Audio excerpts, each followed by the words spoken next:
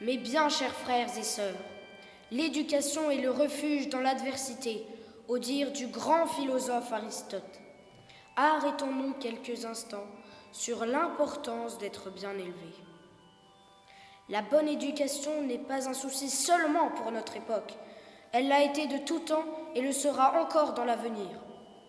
De la bonne éducation des enfants dépend l'avenir d'une société. Le mot éducation vient du latin comme nombre de mots de la langue française. Il prend racine dans une double origine, educate et educere. Educate veut dire nourrir et educere veut dire tirer hors de, conduire vers. Oui, chers frères et sœurs, une bonne éducation s'attache à nourrir l'intelligence, le cœur et l'esprit. Elle se réalise au service de chacun. Elle ambitionne d'aider tout homme à s'accomplir pour faire le bien. Ce n'est pas tout. Être bien élevé permet de se conduire convenablement, d'être tiré hors de tout comportement barbare. Notre bon Seigneur s'est entouré de 12 disciples. Ce groupe d'hommes, l'histoire l'a appelé le collège des apôtres. Ainsi, les premiers collégiens, les élèves les plus célèbres, portent le nom de Pierre, Jacques, Jean, André ou encore Judas.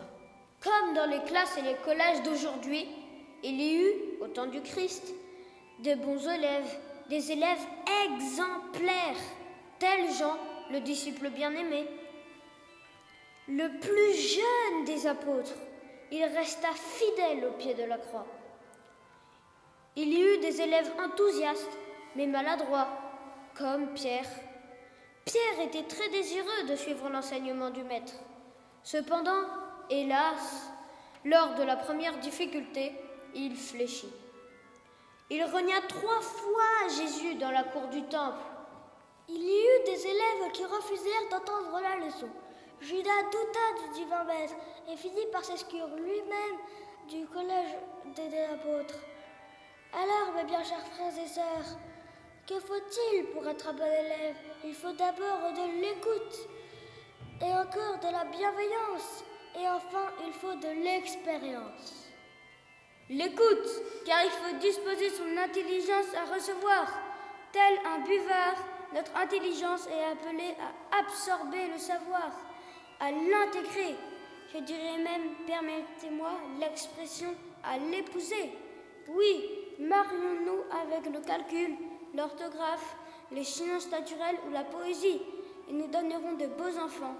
La bonne gestion des affaires, l'élégance dans l'écriture, le respect de la nature et des vivants, l'émerveillement des sentiments nobles. Il faut encore de la bienveillance. Le bon élève sait que le maître veut son bien. La joie doit nous habiter, chers frères et sœurs, lorsque nous découvrons de nouvelles choses. Pour affronter le réel et le quotidien de la vie, il faut des repères, certes, mais mieux encore. Il est précieux d'aimer ces repères, car ils nous protègent et facilitent notre existence. Enfin, il faut de l'expérience. Nous connaissons la sagesse populaire qui dit « c'est en forgeant que l'on devient forgeron ». C'est en répétant des exercices, en saisissant des règles de tel art ou de telle pratique, que nous pouvons parvenir à acquérir un savoir, qu'il soit artistique, musical ou intellectuel. Mais bien, chers frères et sœurs, nul n'est plus grand que le Maître, affirme notre Seigneur dans son évangile. Pour terminer mon propos, à mon tour d'imiter Jésus-Christ en usant d'une parabole. Un jardinier voulut planter un arbre. Abricotier, pommier, pêcher, citronnier. Imaginez ce qu'il vous plaira. Pour cela, il choisit un lieu ensoleillé et une bonne terre. Il plaça à côté de la graine une tige rectiligne appelée tuteur. Une fois la plante sortie de terre, au fur et à mesure qu'elle croissait en taille, il l'attacha au tuteur. Quand la plante devint correctement grande, avec un tronc solide, quand l'arbre fut suffisamment droit et élevé, le jardinier retira en douceur le tuteur. L'arbre pouvait encore croître, bien entendu, mais l'essentiel était acquis. Son développement sain se trouvait garanti.